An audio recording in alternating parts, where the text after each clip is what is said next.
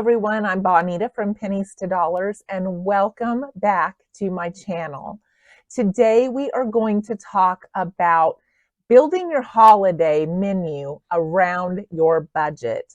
Yes, it can be done, and yes, it is not too early to start talking about this now. In fact, it's imperative that you start thinking about this now.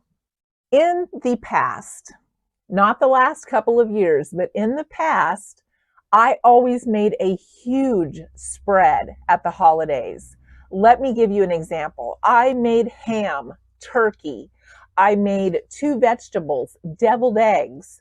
I made stuffing, mashed potatoes, yams, macaroni and cheese, homemade noodles. And then I had an entire kitchen table full of desserts. I always would make a few basic desserts, and then the rest would be something creative that I came up with that year to try something new and put a different spin on the menu.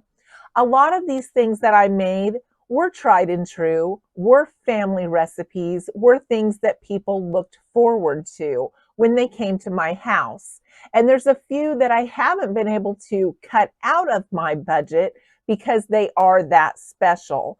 Things like homemade noodles. That is a tradition with my family. It comes from the Depression era. It's very cheap to make, so I don't mind it still being a basic thing that carries us through every single holiday, and my kids really look forward to Mom's homemade noodles. So we look at what we used to make, and then we look at what we can afford. And even though we may not feel like we can afford that entire spread anymore, I mean, that meal could cost a couple $100s before you were over, maybe even more. I never really tracked what I spent on the holidays because I always figured we had so many leftovers that we ate it for like a week, so that it was okay if I went overboard on those holidays and I sent food home with everyone. That's what we used to make. Last year, I scaled it way back. I made 1 vegetable, 1 meat, mashed potatoes, stuffing. I made deviled eggs. I made a very basic meal, and then I made about 3 desserts. And no one complained. Everyone was full. Everybody was satisfied. There was still food for people to take home. I looked around the table at everyone complimenting me on how good the meal was. And I thought, why have I been making it so hard on myself every year? They don't even care that I've been making all this food for like 3 days, and they're still happy. It's the togetherness. It's the time of the year. It's not necessarily the food. Yes, the food is a wonderful addition to that gathering, but it's not all about the food. And I had been working myself to death, making it all about the food. I wanted everything to be perfect. So at that time, I made a comment to everyone, and I said I scaled it way back. I made a lot less than usual. And I just thought that maybe someone might be upset because I missed their favorite dish. And my kids spoke up and said, Mom, you always made too much anyway. We are happy to see that you're not working so hard. This was perfect. So sometimes we battle between ourselves, between what's traditional and what is something that we can afford. A good meal is still a good meal. It doesn't matter what you serve.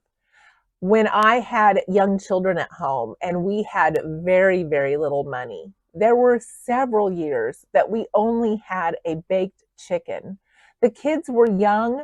They didn't know the difference. I made the sides the way you would for a holiday meal, and they never knew that the chicken wasn't a turkey. It didn't matter to them. A good meal is still a good meal, and there's no shame in that. So I'm sure no matter what situation you're in, you can still make a good meal. It just takes planning ahead of time to decide what you can afford, what are some of the dishes that you can work into that menu, and what your menu will look like when you're done, and will it be something that you're satisfied with and your guests will be pleased. So I am working on my second Frugal Cookbook. My first one is out. It has Depression era recipes in it from my parents, my grandparents, and when I grew up, we still ate a lot of this, and I still serve many of these today. Many of them I serve on the holiday. Now, there's a few traditional things my kids will not let me get away with not making. And one of those is homemade noodles. And it's in this cookbook. It's very cheap to make, and it's something that they look forward to whenever they come home on a holiday. I'm in the editing process on the second book, so I will let you know as soon as that is ready. It should be ready here very soon.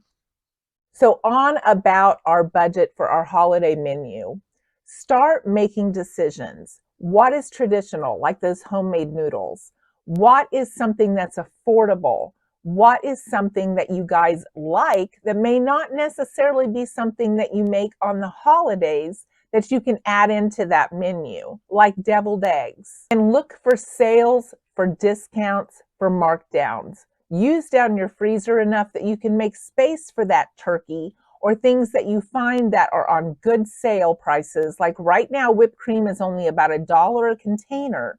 So you could slowly add some whipped cream to your cart, not increase your weekly budget by hardly anything, and start stashing a few of those items away so that you'll already have them when the time comes. Don't be afraid to try some different new things. Maybe you'll find a new tradition that your family really likes. We've tried some different things over the years. In fact, for Christmas one year, I made all different types of stews and soups, like chili, green pepper stew, potato soup. I had 4 or 5 crock pots full of stews and soups that I made ahead of time. And then all I had to do was heat them up on Christmas Day, have like a roll and 2 or 3 desserts. We've done that before. In fact, I know people that do things like chili on Christmas Eve and chili on New Year's Eve, and that's their tradition. One year, we did all types of snacks and dips and things like that on Christmas Day. Now, that one we didn't care for so much. My daughter's in-laws, they still do that. They just have snacks that you can eat all day long on Christmas whenever you want, and they don't prepare an actual meal. Could you go with just a brunch and a dinner? Like for Thanksgiving, our tradition has been I just make cinnamon rolls for breakfast, and then we have our main meal. And if you want leftovers, there's leftovers later. But we don't make a huge breakfast because we're going to have a huge dinner and we're going to have leftovers. So I just make it easy on myself. There's been times on Christmas Eve that I've made chicken and dumplings. I will pick like one big pot of something because I don't want a lot of leftovers for the next day. And then I'll just make that for the family that's coming in early. So as we talked about before, it doesn't have to always be turkey. Maybe turkey's been your family's tradition, or ham has been your family's tradition. My husband's family will choose something each year, and it's a special menu, but it's not always the traditional menu. Maybe their dessert will be the pumpkin pie, but they sometimes have brisket, they sometimes have corned beef. They pick one meat, and then they make like the stuffing, the potatoes, the vegetable, and have the dessert. And you have one choice for the dessert, and everybody gets a plate of that, just like you were in a restaurant. And that's the way they've always done it. So see, they do it kind of simple compared to the spread that I was making, and yet that's their tradition, and it is acceptable and good and something everyone looks forward to. My daughter-in-law's family, they will make something different every year. They never go traditional. One year they make Chinese, one year they make jambalaya. Once in a great while, they'll do the turkey traditional meal, but they rarely do that. They pick a theme each year and they make that theme. Last year also, I had people saying, what can I bring? And I think this is very normal. People will offer to bring things, and it's always our instinct to say, no, we got it, just bring yourself. But let them bring something. When you've made this menu, choose something off that menu that you were going to make anyway, and let them bring it. Let them bring the mashed potatoes. Let them bring the stuffing. Let them bring a dessert. Pick something you were already going to make and let them bring that and provide that for the meal.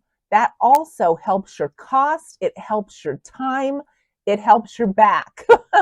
So start accepting those offers. Stop saying, it's okay, I got it. I did that all the time.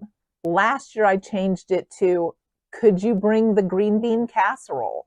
Could you bring this? Something that I was already going to make.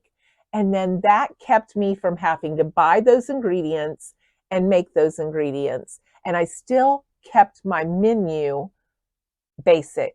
So try saying yes to those people and see how much it helps your holiday budget. You know that you would offer to do that if you were going to someone else's house as well. So try saying yes. And having that meal together makes it easier on everyone's budget. Whoever hosts always ends up spending a lot of money.